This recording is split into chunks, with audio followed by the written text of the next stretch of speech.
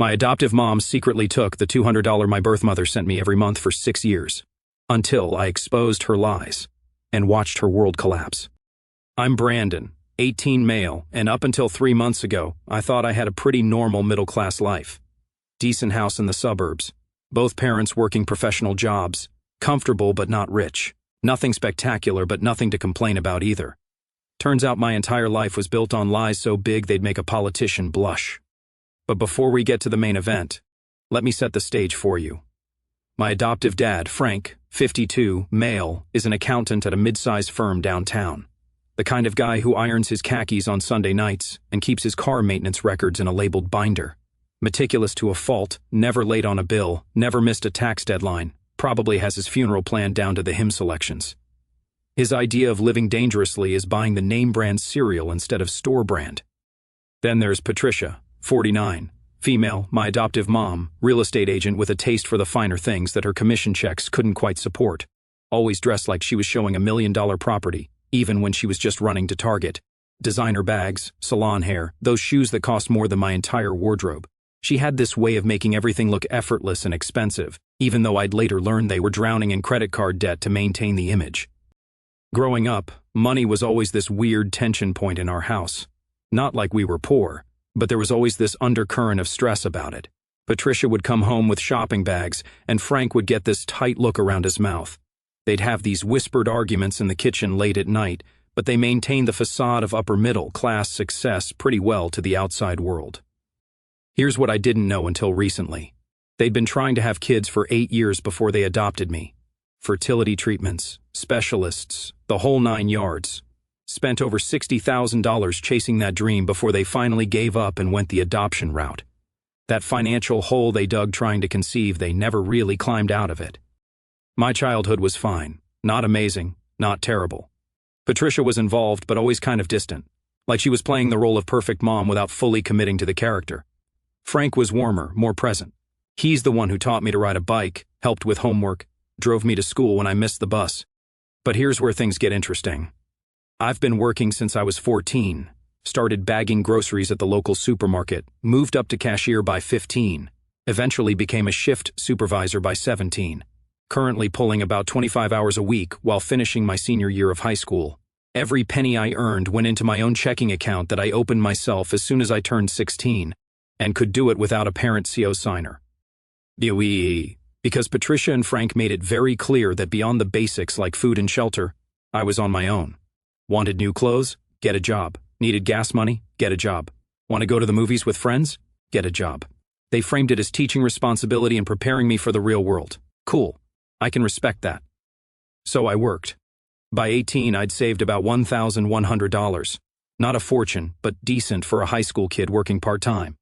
I was proud of that money. Every dollar represented hours of dealing with difficult customers, closing shifts that ran past midnight, weekends spent scanning groceries instead of hanging out with friends. The thing is, I never questioned why I had to work for everything. While my parents seemed to live pretty comfortably, Frank drove a newer Lexus. Patricia had a Mercedes SUV. They'd renovated the kitchen 2 years ago with granite countertops and custom cabinets.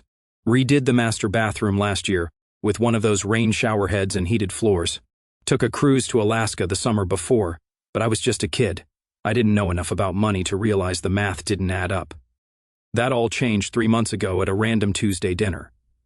We were sitting around the table eating Patricia's pot roast, which she made exactly once a month like clockwork. Frank had that tired look he always got after tax season, loosening his tie but not taking it off completely. Patricia was scrolling through her phone, probably checking property listings or Instagram, normal weeknight dinner. Then Frank looked up from his plate and asked me out of nowhere, "Brandon, is your allowance enough? We can increase it if you need more for senior year expenses." I stopped mid-chew. What allowance? The silence that followed was so thick you could cut it with a knife. Frank's fork froze halfway to his mouth. A piece of carrot speared on the end. Patricia's phone clattered onto her plate. She stopped chewing and just stared at me like I'd announced I was joining a cult. "What do you mean, what allowance?" Frank's voice came out strangled like someone was squeezing his throat. I looked between them, genuinely confused. I've never gotten an allowance ever. That's why I've been working at the grocery store since I was 14, to buy my own clothes, pay for gas, all that stuff. Patricia set down her fork very carefully, the way you'd set down something explosive. Honey, your father has been giving you $200 every month since you were 12. My stomach dropped straight through the floor. No, he hasn't. Frank's face had gone from normal color to white to slightly green in about 10 seconds. He pushed back from the table and walked to his office without a word. We could hear him frantically opening and closing drawers, papers rustling, the sound of file folders hitting the floor. "Brandon," Patricia said carefully, using that fake calm voice people use when they're panicking inside. "Your dad set up automatic transfers from his account. He showed me the bank statements. It's been 6 years." I pulled out my phone and opened my banking app, turned the screen toward her. "Mom, look, I've got $1,100 total. That's from working 25 hours a week for the past 6 months. If I'd been getting $200 a month for 6 years, I'd have over $14,000. She studied my account balance, her frown deepening with each second. Her face did this weird thing where it tightened and released, like she was cycling through emotions too fast to settle on one. "That's impossible. He's been transferring money for 6 years. I've seen the statements." Frank returned, clutching a folder. His hands were shaking as he spread bank statements across the dinner table, knocking over the salt shaker and not even caring. "Look," he said, pointing at line after line of transactions with his finger trembling. $200 transfer to Brandon Peterson every single month for 6 years, like clockwork. Never missed one. I leaned forward and looked at the account number next to each transfer. "Dad, that's not my account number." The silence that followed felt like being underwater. Everything got muffled and slow. Patricia grabbed the statement, comparing it to my phone screen. Her lips moved like she was doing math in her head, checking and rechecking. "Frank," she whispered, and something in her voice made my skin crawl. "This account number, it's different." Frank sank into his chair like someone had pulled his plug. All the air went out of him. "That's impossible. I set this up myself. I specifically requested transfers to Brandon's college fund account. The bank confirmed it. Whose account is this money going to?" I asked, looking between them. Dad's face crumpled in on itself. "I don't know." The next morning, Frank was on the phone with the bank before they even opened. I sat beside him in his office at 7:45 a.m., listening to him explain the situation to 3 different representatives, each one transferring him higher up the chain. Finally, a supervisor named Jennifer came on the line. "Mr. Peterson, I've located the account in question." Frank put her on speaker so I could hear. "And the funds have been going to an account under the name Brandon Peterson Torres. Does that name mean anything to you, sir?" Frank's face went white again. Dude was spending more time white than his normal color lately. "That's not my son's legal name, sir." According to our records, this account was opened by Patricia Peterson in 2018. She listed herself as the account holder with Brandon Peterson Torres as the beneficiary. I watched my dad's world collapse in real time. It was like watching a building implode. Patricia had been sitting at the kitchen counter pretending to read the newspaper, but she'd gone completely still, not frozen, just unnaturally motionless, like a deer that knows the wolf is watching. "That's impossible," Frank said, his voice barely working. "My wife is sitting right here." "Sir, I'm showing Patricia Peterson as the account holder and Brandon Peterson Torres as the beneficiary. The account was opened with your wife's signature and identification." Frank turned to look at Patricia. The expression on his face was something I'd never seen before. Not anger, not confusion. Betrayal. Pure, unfiltered betrayal. "Patricia." She stood up slowly, her coffee mug trembling in her hands. "I can explain," she whispered. "Explain what?" Frank's voice was barely audible. Patricia set down her mug and started walking toward the front door. Just walked. No rush, no panic, just this eerily calm stride. "Where are you going?" I called after her. She grabbed her purse and keys. "I need to make a phone call." The door closed behind her. Not a slam, just a quiet click. Then her car started and pulled out of the driveway. Frank and I sat in stunned silence, listening to the sound fade away. Neither of us moved for a solid minute. That's when I noticed the manila envelope that had fallen from her purse when she grabbed it. Must have slipped out without her noticing. It was sitting there on the floor by the door, partially hidden under the coat rack. I picked it up. Heavy paper, expensive feel. The kind of envelope people use for important documents. It was addressed to Brandon Peterson Torres at an address I'd never seen before, some apartment complex across town. Inside were documents that made my blood run cold. Legal papers I couldn't fully understand at first glance. Birth certificates, plural, and a photo that made my brain short-circuit. It was me as a baby, maybe 2 or 3 months old, but the first was being held by a woman I'd never seen before. Young, maybe late teens, with dark hair and features that looked vaguely familiar in a way I couldn't place. On the back, in Patricia's handwriting, Brandon's first mother. Goodbye for now, first mother. What the hell did that mean?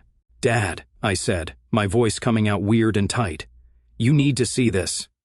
He came over and I watched his face go through the same cycle of emotions mine probably had. Confusion, shock, understanding, horror. I flipped through more papers, hospital records from my birth, but they listed my mother as Jessica Torres instead of Patricia Peterson. My father was listed as unknown. There were medical records, vaccination schedules, all dated from my first few months of life, all with a different mother's name. Dad, I whispered, holding up a document. This says I was adopted. He grabbed the paper, scanning it frantically, his eyes moving so fast I could see them darting back and forth. That's impossible. I was there when you were born. I held you in the delivery room. I cut your cord. But as we dug deeper into the envelope, the truth became undeniable. There were adoption papers dated when I was 3 months old. Medical records showing I'd lived in foster care for my first 90 days of life. Caseworker notes about a teenage mother who wanted to keep her baby but couldn't provide adequate care. And most damning of all, a letter from someone named Jessica Torres, dated just last week. My dearest Brandon, it read in handwriting that was neat but unpracticed, like someone who didn't write letters often. I know this must be confusing, but the woman you call Mom has been sending me updates about you for years. She promised me that when you turned 18, we could finally meet. The account she set up was my way of contributing to your upbringing from a distance. I've been working 2 jobs to make sure I could send that money every month, even though I make a fraction of what your adoptive father does. I love you so much and I can't wait to finally tell you the truth about why I had to give you up. Your mother, Jessica. My hands were shaking so badly I could barely hold the letter.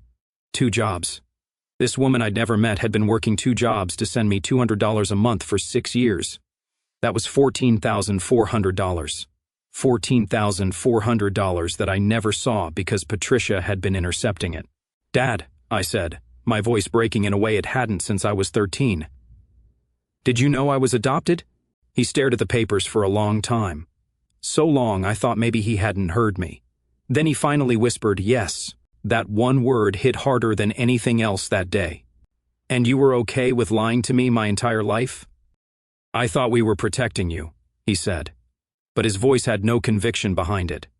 Like he was reciting something he'd told himself for years, but never really believed your birth mother was 17, unmarried, with no way to care for a baby. We thought we were giving you a better life by stealing money from her. The words came out sharp. Dad, this letter says she's been working 2 jobs. 2 jobs to send me money she probably needed for herself. And Patricia just took it for what? Frank's face crumbled. I had no idea. I thought the money was going to your college account. Patricia handled all the paperwork for the transfers. That's when I realized the full scope of what had happened. Patricia had set up an account in my name combined with my birth mother's last name, had been intercepting money that Jessica Torres, a woman who'd given me up because she couldn't afford to raise me, had been scraping together to send to me, money she probably desperately needed for herself. When Patricia came home 3 hours later, Frank and I were sitting at the kitchen table with all the documents spread out between us. We'd organized them, made a timeline, calculated the total amount of money that should have been in that account. She took one look at the papers and sank into her chair. Didn't even try to run or make excuses, just sat down like someone who knew the jig was up. How long have you been stealing from her? I asked. My voice was calm, too calm. The kind of calm that comes when you're so angry you loop back around to ice-cold clarity. It's not stealing, Patricia said defensively, but her voice wavered. That money was meant for you. I've been putting it in a savings account. Then where is it? Frank demanded. Show me the account right now. Patricia's silence stretched uncomfortably long. You could hear the kitchen clock ticking, each second feeling like an hour. Patricia, where is the money? We needed it, she finally admitted, the words tumbling out. The house renovations, your new car, Brandon's private school tuition before we switched him to public school, the Alaska cruise. It all came from that account. I stared at her in disbelief. You spent my birth mother's money on your renovations? On your cruise? She's not your mother, Patricia snapped. And there it was, the mask slipping. I raised you. I'm the one who stayed up when you were sick, who drove you to soccer practice, who helped you with homework. Because you took me away from the person who wanted to do those things herself, I shot back. She was a child. Patricia's voice went shrill. 17 years old, with no job and no family support. We saved you from a life of poverty. Did you ask her if she wanted to be saved from me? Patricia's face went red, blotchy. You don't understand. You were a beautiful baby, and we'd been trying to have children for years. When we saw you in the foster home, we fell in love instantly. She couldn't provide for you. We could. So you decided she didn't deserve to try, I said flatly. She signed the papers, Patricia said, but her voice was getting smaller with each word. Did she have a choice? I asked. Really? A 17-year-old with no money, no support, probably scared out of her mind with people like you telling her she wasn't good enough to be a mother? Frank spoke up then, his voice harder than I'd ever heard it. Patricia, where exactly did all that money go? Give me numbers. She listed them off with the dead voice of someone confessing to murder. $8,000 for the kitchen renovation, $4,000 for Frank's new car down payment, $3,000 for my private school tuition before they pulled me out, $2,000 for the Alaska cruise, various other expenses, clothes, dinners out, her new laptop, Christmas presents. By the time she finished, we'd accounted for about $13,000 of the $14,400.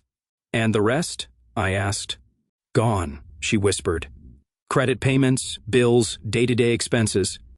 Frank stood up, walked to his office, came back with his laptop, started pulling up bank statements, credit card statements, everything. We spent the next hour reconstructing exactly how Patricia had systematically stolen from a teenage mother who was trying to contribute to her son's life from a distance. Here's what killed me. Jessica Torres worked 2 jobs. According to her letter, she was a waitress and a hotel housekeeper. The letter mentions she made a fraction of what Frank made, but she'd sent $200 every single month for 6 years without missing a payment. Never late, never short. That money probably meant the difference between her making rent or not some months, and Patricia had spent it on granite countertops. I looked at Patricia, this woman who'd raised me, who I'd called mom for 18 years, and felt absolutely nothing. Not anger, not betrayal, just a cold, empty recognition of who she really was. I'm going to contact Jessica, I said, not asked, stated. You can't, Patricia said immediately. The adoption was closed. There are laws. I'm 18. I interrupted. I can contact whoever I want, and she clearly wants to meet me. Brandon, please, Patricia begged. And there were actual tears now. Let's talk about this. We can work it out. We're your family. No, I said, standing up. You're the people who raised me. There's a difference. I went to my room, closed the door, and did something I'd been too scared to do for the past 3 hours. I Googled Jessica Torres in our city, found her on social media within 5 minutes. Private profiles, but the preview pictures were enough. Same dark hair as in the photo, older now obviously. But the resemblance between us was undeniable. Same nose, same chin, same way of smiling with one corner of the mouth higher than the other. I sent her a message. Hi, I think you're my birth mother. We need to talk. She responded within 10 minutes. Brandon, is it really you? We moved to a phone call, and within the first 30 seconds of hearing her voice, something inside me just clicked into place. Like a puzzle piece I didn't know was missing, suddenly fitting perfectly into the picture. Jessica was 35 now. Had me when she was 17. Gave me up at 3 months old because her parents kicked her out, and she was living in her car. The adoption agency told her I'd go to a good family who'd give me opportunities she couldn't provide. They promised it was the best thing for me. She signed the papers because she believed she was doing the right thing, even though it broke her heart. But she'd always wanted to be part of my life. When I was 3, she reached out to the adoption agency, asking if there was any way to establish contact. They connected her with Patricia, who promised to send updates and photos. In return, Jessica asked if there was any way she could contribute financially. She didn't have much, but she wanted to help. That's when Patricia set up the account, told Jessica she was putting the money aside for my college fund, sent photos and updates every few months. Jessica thought she was helping, thought she was staying connected to her son from a distance, thought the money was going toward my future. I just wanted you to know I never stopped loving you, Jessica said, her voice breaking. I think about you every single day. I have a box of birthday cards I wrote to you every year, Christmas presents I never got to give you. I kept thinking that when you turned 18, maybe we could finally meet. We talked for 2 hours that first night. She told me about my biological grandparents who'd passed away before I was born, about my uncle who lived in Colorado, about my medical history that Patricia had always claimed she didn't have access to. Turns out she'd had access the whole time. Patricia just never bothered to ask. The next day, I told Frank I wanted to meet Jessica. He looked at me for a long moment, then nodded. You have every right to know where you came from. Patricia lost it. Full meltdown, tears, shouting, threats. Said if I met with Jessica, I was betraying the family. Said Jessica would try to turn me against them. Said I was making a huge mistake. The mistake was already made, I told her coldly. 18 years ago. I'm just correcting it now. We met at a coffee shop the following weekend. Jessica brought her boyfriend, Ryan, who'd been in her life for the past 8 years. The second I saw her in person, any doubt I had evaporated. We had the same walk, same hand gestures, same way of tilting our heads when we were thinking. She stood up when she saw me, and for a second we just looked at each other. Then she asked very quietly, "Can I hug you?" I nodded. And the weird thing, it didn't feel awkward or forced. It felt like coming home to a place I'd never been before, but somehow always knew existed. We spent 4 hours at that coffee shop. Jessica told me everything about her life now, about what happened when she was 17, about all the years in between. She showed me the box of birthday cards she'd mentioned. 18 cards, one for each year, each one telling me about her life and how much she loved me and missed me. I wrote these even though I didn't know if I'd ever give them to you, she explained. It made me feel closer to you somehow. Ryan was quiet for most of the meeting, just providing support when Jessica got emotional. But toward the end, he spoke up. I want you to know, he said. Jessica's told me about you since our first date. You've always been part of her life, even when you weren't physically here. If you want to be part of our family now, we'd love that. No pressure, no expectations, just an open door. I looked between them. This woman who'd given birth to me, and this man who'd accepted her past and loved her anyway, and made a decision. I'd like that, I said. The fallout at home was nuclear. Patricia completely fell apart. She started calling me at all hours, showing up at my work, sending long emails about how I was destroying our family. Frank tried to mediate at first, but eventually even he got tired of it. The breaking point came when I told them I wanted to press charges for the stolen money. Not for me, for Jessica. That money was sent to me. Yeah, but it was taken from her. She was the real victim here. Frank immediately agreed. She deserves to be compensated for what was taken from her. Patricia's response was to hire a lawyer, claimed the money was a gift that she'd managed on my behalf. Her lawyer was this slick guy who talked a lot about technicalities and statutes of limitations. Said that since the account was in Patricia's name, the money was technically hers to manage. That's when Frank did something I didn't expect. He called his own lawyer and filed for divorce. Not legal separation, full divorce. And he requested a full forensic audit of their joint finances. If she could lie to you about this, he told me. What else has she lied about? The audit revealed what we'd suspected. Patricia had been hiding money for years. She had credit cards Frank didn't know about, had taken out a second mortgage on the house without telling him, had loans in both their names that he'd never signed for. The adoption money was just the tip of the iceberg. Here's where it gets good, though. Frank's lawyer discovered that Patricia had forged his signature on multiple financial documents over the years. Turns out identity theft and fraud don't have a statute of limitations when it involves ongoing criminal activity. The district attorney got involved. At first, they weren't interested. Family financial disputes are messy, and they usually try to stay out of them. But when Frank's lawyer presented evidence of systematic fraud over multiple years, forged signatures on loan documents, and the theft from Jessica, they changed their tune. Patricia was charged with multiple counts of fraud, identity theft, and financial exploitation. The fact that she'd stolen from a teenage mother trying to support her child, that didn't play well in court at all. The trial took 8 months. I was there for most of it, sitting next to Jessica and Ryan, watching Patricia try to play the victim, claiming she'd only wanted to give me a better life, watching the jury's faces as they heard about Jessica working 2 jobs to send money she could barely afford, money that went toward kitchen renovations and luxury cruises. Patricia was convicted on 6 counts of fraud and 2 counts of identity theft. The judge, a woman in her 60s who did not mess around, sentenced her to 18 months in prison and ordered full restitution to Jessica. Not just the $14,000, but additional damages for emotional distress and lost investment opportunities. The total came to $32,000. You took advantage of a young mother's love for her child, the judge said during sentencing. You exploited her desire to stay connected to her son, and you did it for purely selfish reasons. The court finds your actions particularly egregious, given the vulnerability of your victim. Patricia started crying. Her lawyer asked for leniency, citing her age, her lack of prior criminal record, her contributions to the community through her work. The judge wasn't having any of it. Mrs. Peterson, you presented yourself as a pillar of the community while systematically defrauding a vulnerable young mother. You forged documents, committed identity theft, and showed no remorse until you were caught. Your actions were calculated and sustained over many years. This was not a momentary lapse in judgment, but a pattern of criminal behavior. The judge paused, looking directly at Patricia. Perhaps time in prison will teach you the value of honesty and the consequences of your actions. Your sentence reflects not just the financial harm you caused, but the profound emotional damage to multiple victims. 18 months. Patricia served 14 with good behavior. Got out last month, actually. Hasn't tried to contact me once, which is probably the smartest thing she's done in years. But here's the thing about consequences. They don't end when the prison sentence does. Patricia's real estate license was permanently revoked. No agency would touch her with a 10-foot pole after the publicity from the trial. The local newspaper ran the story, small-town gossip being what it is, and her reputation was completely destroyed.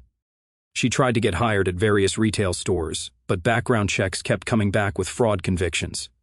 Finally got a job at a dollar store stocking shelves overnight. Makes about $11 an hour. Lives in a studio apartment in the worst part of town. Drives a 15-year-old sedan that breaks down constantly. Her friends all disappeared. The country club crowd she used to schmooze with gone. The other real estate agents she'd worked with for years wanted nothing to do with her. Even her own sister stopped returning her calls after the conviction.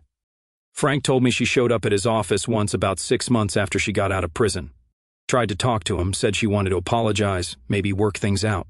He had security escort her out. Didn't even let her finish her sentence. Some bridges, he told me later, you don't just burn, you napalm them and salt the earth so nothing ever grows there again. Frank and I maintained our relationship throughout everything. He moved into an apartment after the divorce, and we do dinner once a week. He's been to Jessica's house a few times. Awkward at first, but they found a way to be civil to each other. They'll never be friends, but they can exist in the same room for my sake. I owe her an apology I can never fully give, Frank told me once. I believed Patricia when she said Jessica didn't want contact. I should have questioned it, should have verified, but I trusted my wife. You couldn't have known. That's the thing, he said. I should have known. There were signs I ignored because it was easier than confronting the truth. I moved in with Jessica and Ryan the summer after graduation. Living with them was like discovering a missing piece of myself I hadn't known was lost. We had the same sleep schedule, same taste in music, same way of organizing our thoughts. Jessica taught me to cook her grandmother's recipes, my great-grandmother's recipes. She showed me photo albums full of relatives who shared my features and mannerisms. For the first time in my life, I understood where I came from. Jessica had a 2-bedroom apartment in a modest complex across town. Nothing fancy, but it was clean and comfortable and felt more like home than Patricia's showcase house ever had. Ryan worked as a mechanic at a local shop. Solid, honest work that kept food on the table and bills paid. They weren't rich by any means, but they managed their money carefully and lived within their means. The contrast with Patricia's lifestyle couldn't have been more stark. Jessica and Ryan bought store-brand groceries, drove paid-off vehicles, wore clothes until they wore out. No pretense, no keeping up with anyone, just simple, honest living. My uncle, Jessica's younger brother, Tyler, lived in Colorado with his wife and 3 kids. They drove out to meet me that first summer, and it was surreal seeing my cousins who had my eyes, my hands, my laugh. Tyler pulled me aside on the second day of their visit. "Your mom never stopped talking about you," he said. "Every birthday, every Christmas, every holiday, she'd get quiet, and we'd know she was thinking about you, wondering what you looked like, what you were doing, if you were happy. It nearly destroyed her when she had to give you up." He showed me photos from when Jessica was pregnant with me, 17 years old, still in high school, trying to hide her growing belly under oversized hoodies.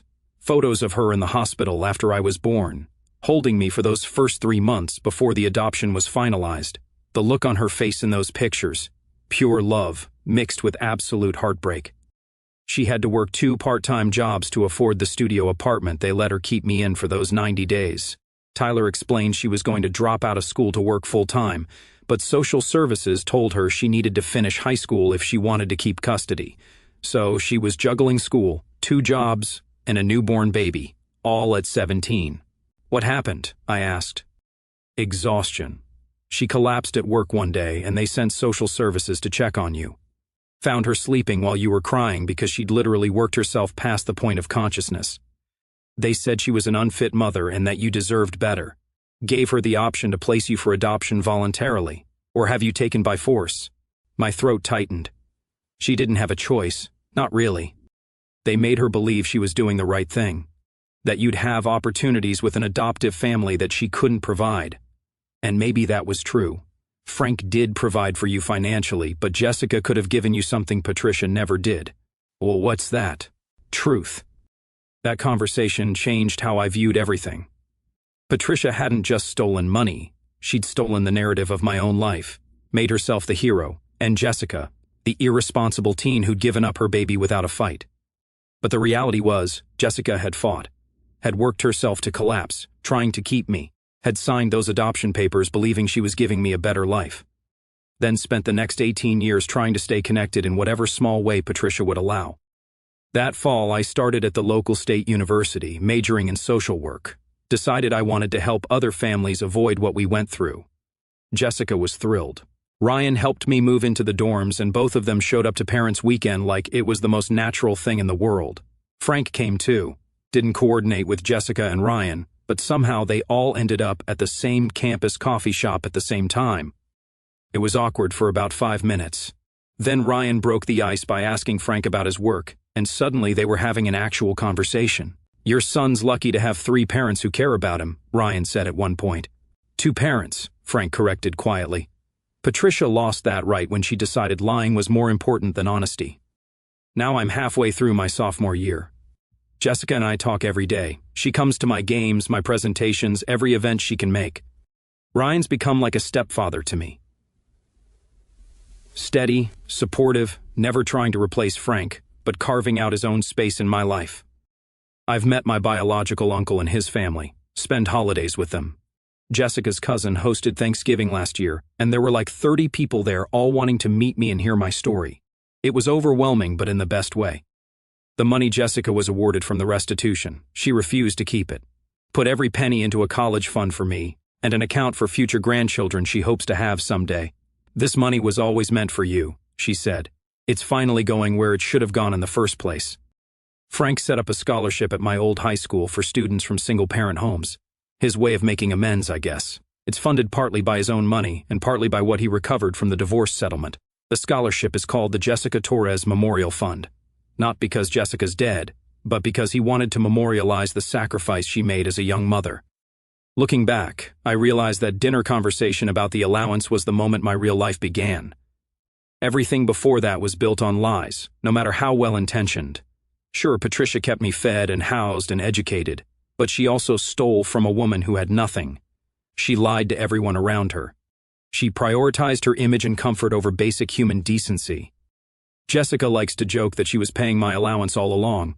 I just never got to spend it, but now I'm spending it on becoming exactly who I'm meant to be.